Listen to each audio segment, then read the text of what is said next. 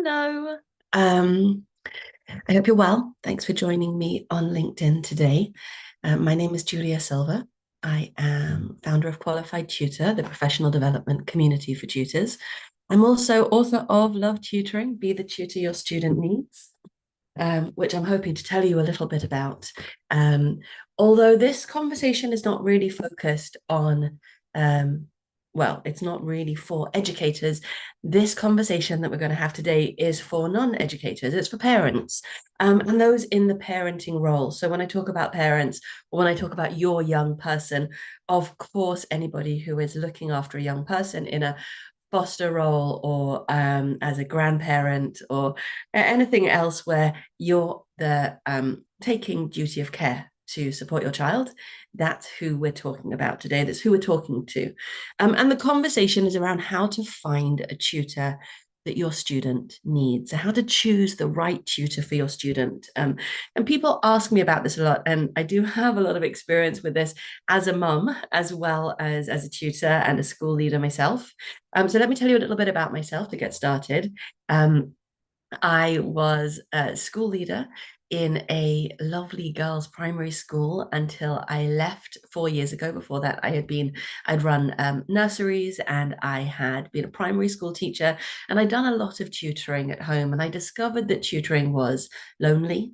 That it was unsupported and misunderstood as a profession. And that's really where my passion for tutoring has come from, that sense that educators who are tutors don't get the same support and understanding that other educators might. Although, as we know, the entire education sector needs a heck of a lot of nurture right now.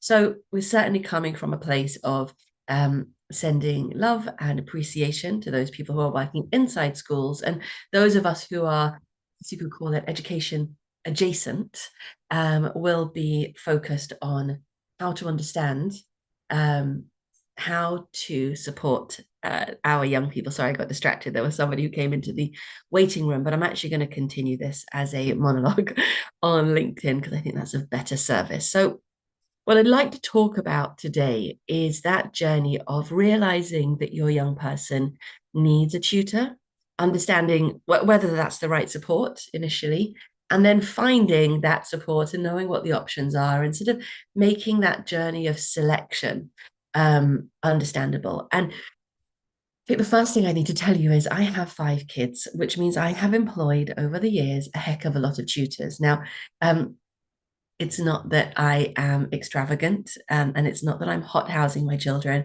It's that I see very, very clearly what's not happening for them in the school system, simply because no school is perfect. And in this generation, very few schools are really hitting the mark for our young people. And so my kids who love to learn and who are, they probably prefer sitting on the sofa than doing homework, but are definitely engaged and articulate and curious about the world, need all the support they can get to navigate the education system and really make progress. So my eldest had a tutor because we're during COVID actually, because his school had failed in Ofsted. He wanted to study science and he was not getting a good enough science education in school. The kids in the class were not serious and were not behaving well. The teacher had everything, had all their time taken up with just trying to manage the class. And so the content wasn't covered to the level that he was hoping. This was when he was doing GCSEs and he knew he wanted to do science A level. So he worked with a tutor during COVID, which was actually a bit of a strange thing because in the end there was teacher judgments made that year. So the input of the tutors sort of didn't really land until it came to A levels, where there was actually one A level that he had to retake. And then we really saw that he learned very well because I think he got a 9 in that physics retake. He went from like a 5 to a 9 or something. And then in the other subjects, it was just very much about, giving him, no, I mean, it was maths, English, maths, physics, chemistry, and biology that we supported him with. And there was an additional benefit, and I think this is worth pointing out right at the beginning of our conversation together, and that is that during COVID, um, teenagers were not easy to live with, and they were not comfortable in their own skins. They were very much, closed up in their bedrooms for far too many hours a day. Mine was 16 at the time, and there were some days where the only adult he spoke to was the tutor. He'd sort of wander up and wander down, taking food whenever he needed it, but he wasn't really engaging with the family at that time. And I had a lot on my plate with everybody else in the house and the stresses and strains of COVID. And so knowing that trustworthy tutor, and we'll talk about how to know that your tutor is trustworthy shortly, knowing that that person was checking in with my son Michael on a very regular basis and would know what to alert me to actually became an additional benefit. And thirdly, I think the important thing to share with, so we've said that Michael had the support of Chris, that was the tutor for maths, biology, chemistry, and physics, which was a lot during COVID. And I'm telling you that it helped him with his academic outcomes. He got a place at UCL to study biomedical sciences, which was not common for the kids in his year. And I'm telling you that there was that pastoral care element, safeguarding element, where the tutor was able to check in with my son. Oh, this is Moxie. Say hello. Say hello. Okay.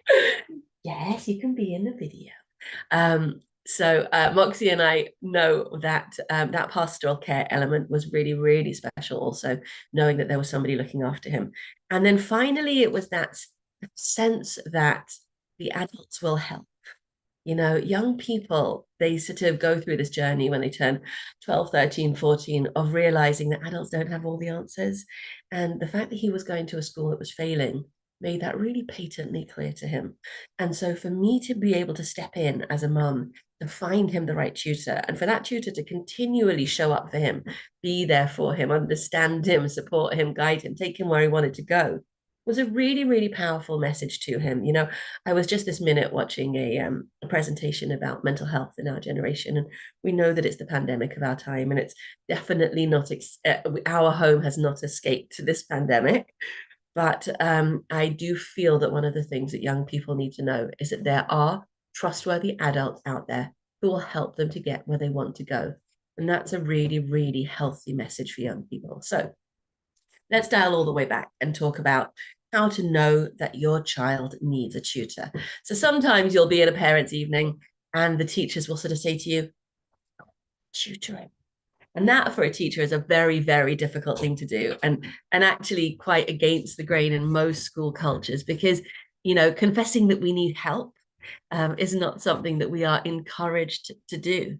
There are, of course, signpostings to safeguarding concerns, or, you know, your local authority, or maybe a speech therapist, or maybe even a psychiatrist. But, you know, ADHD medication, those kinds of interventions. But for a teacher to suggest a tutor is something that I have seen, and it's quite a special thing, because it's humility coming from the teacher and a child-centeredness where the teacher's saying, the child needs more than I can give them. And I want to give them more. And I wish I had time to give them more. And if you ask any teacher in the classroom, they wish that they could get to every one of the children in their class and give them each the care and attention, understanding and instruction that they really need. But since they can't, pointing to a tutor is actually a really wise thing for a teacher to do. What a teacher knows is that what a tutor can do is sit very close to the child. I don't mean in proximity, because, you know, we're working online, but really slow down and pay attention. Pay attention to what they know and what they don't know. Pay attention to what their skills are, what they can do and what they can't yet do. Of course, that word yet is really important, because we always approach with a growth mindset where we're learning and making progress together. And then thirdly, what their beliefs about learning are. There's a very, very big body of evidence in tutoring that one of the major benefits of tutoring is what they call the spillover effect, where simply by getting tutoring in maths, it can help a child's performance in English. Why? Because they start developing effective learning behaviors. They start hearing themselves think. They start learning that they can achieve with the right support. And actually, that makes all the difference for them in their entire education going forward. And I think it's useful to remember the distinction between, or to identify the distinction between education and learning. So there's a lot of learning that happens during a child's education, but education is that sort of formal, structured thing that has exams in it and measurements in it and a journey, a sort of prescripted journey in it. Whereas learning is lifelong. Learning is something that I've done a lot of today. I've actually been on a course this morning, so I've been in the learning mode, which I absolutely love. And young people need to sort of learn to enjoy learning, for the sake of their exam outcomes, for the sake of their life outcomes, and actually for the sake of enjoying life as well. How much more do we enjoy life when we feel like we're learning and making progress? So, for a tutor to really understand that a child is coming from a place where they're worried about learning, they're worried about exposing what they know and what they don't know, they're worried about feeling stupid, which is a thing in the classroom. I don't want to ask a question in case I sound stupid, is a thing. It's a very common thing in the classroom, and teachers will do their best to make a safe space. But young people will do their best to pop that safe space equally. And so creating safe spaces for young people to learn becomes one of the most powerful things that a tutor can do. So how do you know that your young person needs help academically? Well, yes, as we said, the teacher could ask, could recommend that you find a tutor, or your child could ask. And I know many, many children who have said to their parents, I would like a tutor in this subject, in English and maths. Those tend to be the most focused ones because those, of course, are functional skills. So when a child feels that they can't access the text in front of them, when a child feels behind the class, and children are very, very aware, certainly in secondary school, of what everybody else in the class is doing, what they understand, and where they're up to, looking at each other's work and sort of peering across. It's an experience that we don't really have as adults, and it's useful as a parent, or to be in the parenting role. It's useful to empathize with what that feels to be in the classroom, one of 30, shoulder to shoulder, vying for the attention of that one teacher in the class, and really feeling like, ah, that person gets it. That person's ahead of me. I don't understand. I'm feeling intimidated. And actually, for a young person to come to a parent and say, I'd like some help, is a very, very beautiful thing. And if that's happened to you, it's a massive testament to how healthy your relationship must be, and how confident your child must be that they're able to identify that they need help and ask for help. Equally, you may well have a child who is not asking for help. You may well have a child who is avoiding work. And this is a very, it's a common thing. It's a behavior that is prevalent in teenagers and doubly prevalent in our generation, where distraction is so easily accessible. But if you find a child who's not doing their homework, and is spending too much time on computer games, on watching, lives on streaming programs, and binging late at night, and or even just going out with friends, but in a way that seems like it's avoidant rather than engaging with life, it's useful to consider whether there's something that they're just not getting. um, People who can't do something tend to find strategies so that they don't have to do it. And if you find that your young person is avoiding work, there may well be some barriers for them. And those could be learning difficulties. They could be gaps in their learning because they were ill for a week and they missed the introduction to a specific topic. It could be something small or something big. It could be something underlying or something really obvious.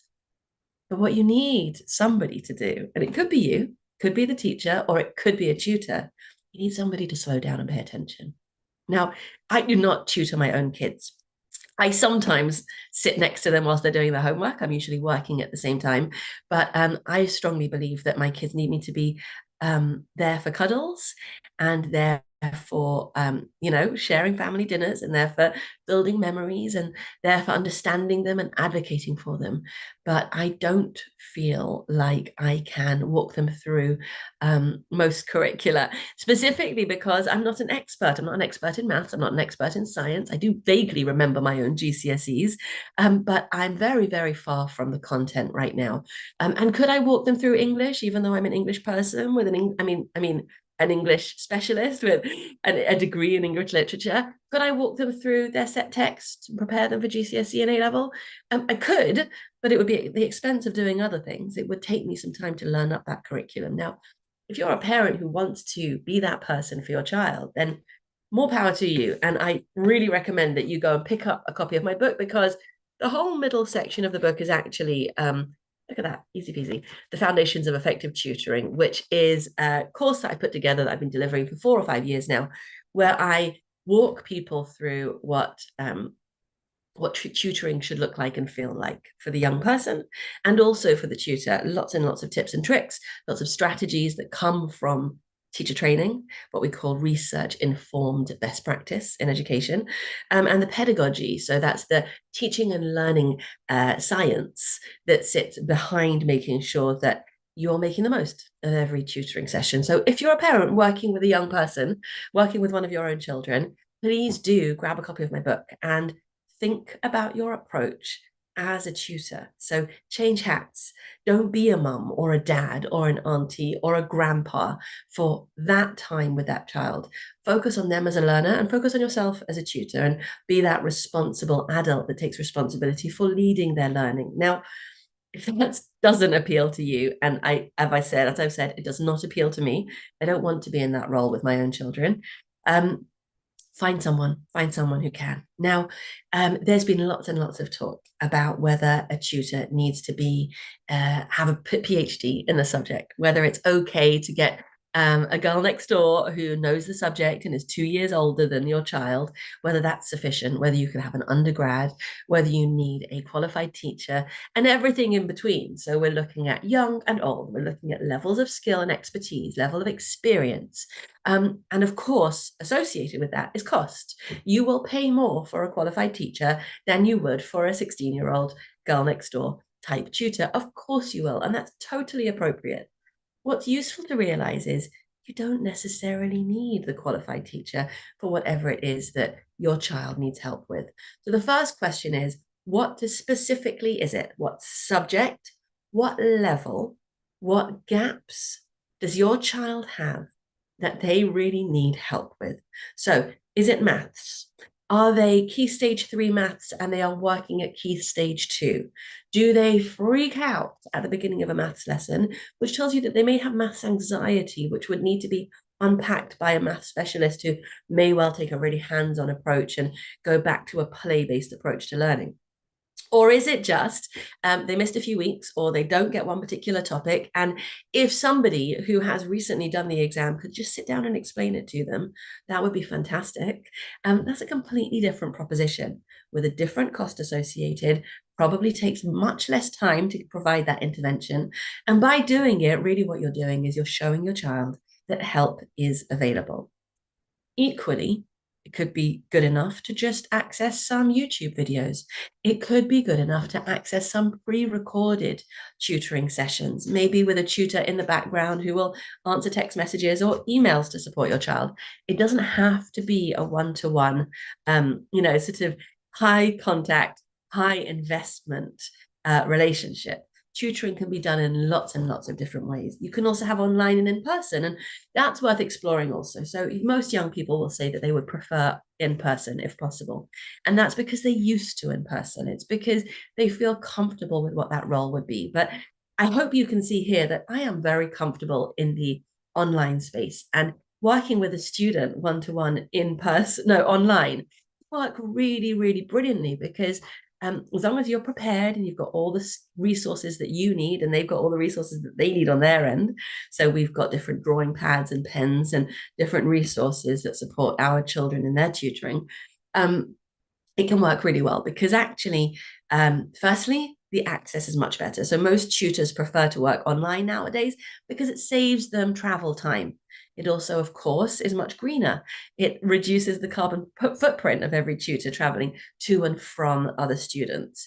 And then you've got that whole element of young people feel very confident, very comfortable online.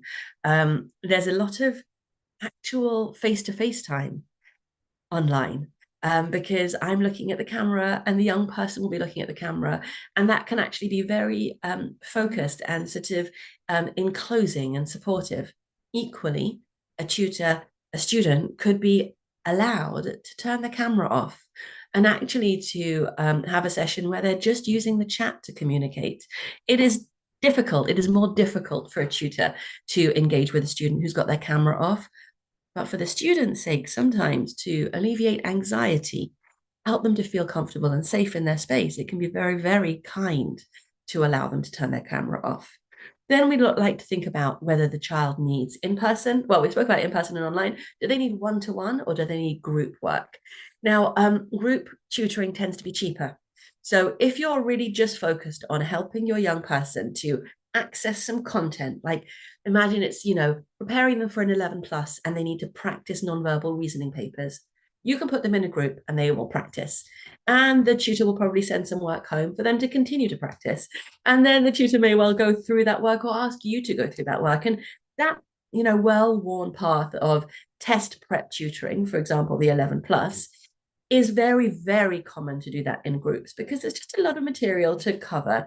And it's not really about the child's sense of self. It's more about, does the child know how to handle these particular set of skills and knowledge? So that's a really low maintenance and cheaper way to provide support if you are working through a big body of work, such as 11 plus test prep, which is very, very specific and niche.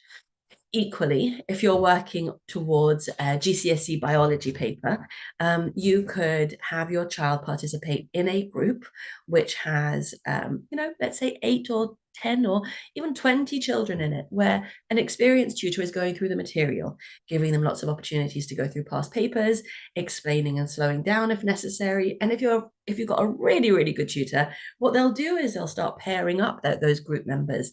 And so your children will start benefiting from working in a group in a collaborative way where they're getting and giving feedback to each other, which can be fantastically helpful. So I know that I started off by saying teachers wish they could get around to every child and the tutor has the privilege to be able to do that. I think it's useful to remember that tutoring could also simply be supplementary education. So your chance to really access more for your young person. I know that there are lots of people who send to after school tuition centers where the young people actually will cover almost the entire curriculum again in the evening. And it could be a 3 hour block and they could do maths and they could do English and science. And it's a smaller group and it's a different context and they'll have breaks in between, of course, and lots of chocolate and snacks. But really those young people are going to school twice. And if that's what's necessary, there's no harm in it as long as the environment feels safe for the young people. But then let's talk about the power of one-to-one. Now, there's a very strong element of coaching and mentoring in the one-to-one role. There's a very strong element of really getting to build a relationship with a young person where they trust you. And that takes time. In my book, I like to talk about how building a relationship towards trust requires positivity and respect. So we start with positivity. Hi, I'm so pleased to meet you. Tell me about yourself. And then there's respect, mutual respect, where I'm showing the student that I respect their needs, I respect their understanding, I respect their perspective, and I expect the same from those. When you create that state of play where you've got positivity and respect happening concurrently in both directions, you get to a point of trust. But it takes time because trust is really built over time, isn't it? Persistent positivity, consistent respectfulness builds up to a relationship of trust. But when a young person who has been disappointed in the classroom again and again, consistently let down by teachers who are shouting at the kid at the back of the class instead of delivering the material, by other children in the class who are making them feel small or making them feel distracted, by the fact that the classroom is overwhelming, is distracting, is uncomfortable. I once had a great story from a tutor friend of mine who said that a young person that she knows told her once that school was hard. And this very, very clever and wise tutor, Sarah, if you're listening, it's you. This very clever tutor asked the young person to explain what they meant. Now, I wouldn't have asked to explain. I would have assumed that the young person was saying that the level of material was hard, that being in school was hard, that, the social element was hard. But Sarah said, what do you mean? And the young person said, the chairs are hard. And I think that was a fantastic opportunity for Sarah to actually slow down and ask the child, what do they mean? And really, they were saying something about their sensory experience. They weren't saying anything or weren't yet saying anything about their academic experience. And that kind of an insight is the kind of thing that you get in tutoring constantly. Because what I like to explain to tutors, and I talk about it in the book as the learning loop, is that we're constantly assessing and reassessing our young people. And based on that assessment, we are planning and delivering our tutoring. But those assessments are um, endless and invisible. The student doesn't feel like they're being assessed by us. We're talking. But in that conversation, I'm learning what they know and what they don't know. I'm learning how they feel about their understanding. I'm learning how they feel about school. And I'm adapting my approach to support them. I may be making the work harder or easier based on how confident they are as they move through it. I may throw all the work out the window for today, not literally. I may put a pause on all the work that I prepare for them and actually listen to them about what was going on in school today, what specific topics they were working with, what was difficult, and how to help them with that. One of my young people, my daughter is 16 and facing her GCSEs. She's working with a wonderful maths tutor called Helen. And my daughter doesn't like one-to-one. She finds it too intimidating. And so for her to agree to have this input from Helen was really brave. And now she's really directed. So she'll ping Helen and say to her, please, can we do such and such today? I can't tell you what it was um, because I don't understand it. But she does, and Helen does, and I just keep out the way. But I think it's worth you noticing that I was able to see that WhatsApp. So this is my final tip for you. I hope you've enjoyed this ramble. I certainly have enjoyed talking. um, so one of the things that I learned to do last year when I was managing tutors for one of my children who was struggling to attend school, and we were helping him to get over the line with his GCSEs. And so I was investing in three different tutors for maths, English, and science. At some points we were doing fortnightly, and at some points it was, every week. But what I did was I set up WhatsApp groups. So I created the WhatsApp group. I invited my child and the tutor to that WhatsApp group. I titled the WhatsApp group the two names of the children, not me, my child, the tutor, and the time and day of the session. So it was Benjamin, Helen, maths, Wednesday, 9:30 a.m. So that was a fantastic reminder for all of us because at least two of us needed it. To make sure that we were that he was there on time to meet with Helen. And then Friday, and yes, Helen is the same Helen that's working with my daughter now because she jolly well proved her mettle. But finally, there's that thing of all the messages that go through about reminders and resources and voice note follow-ups and all of that. I was able to observe it, but I was able to leave them to take the lead. So that's the advantage of a group, isn't it? And you can imagine usually I'm quite noisy in groups, but in this case, the skill was to stay quiet. Sometimes I had to nudge Benjamin or nudge Helen to sort of communicate with each other behind the scenes, but I let them do the talking. And I think one of the most powerful things, and I'll leave you with this, one of the most powerful things a parent can do in the tutoring relationship is be the kind of partner that is facilitative, that is enabling, but that as much as possible stays out of the way and allows the magic to happen. I will be running another session on how to find the tutor your student needs for parents. And I'll be doing some workshops as well. So please do be in touch with me, julia@qualifiedtutor.org or julia@lovetutoring.com. You can find my book on Amazon. I really hope you enjoy it and let me know that you're reading it. And I look forward to connecting again with you soon. Thanks again for your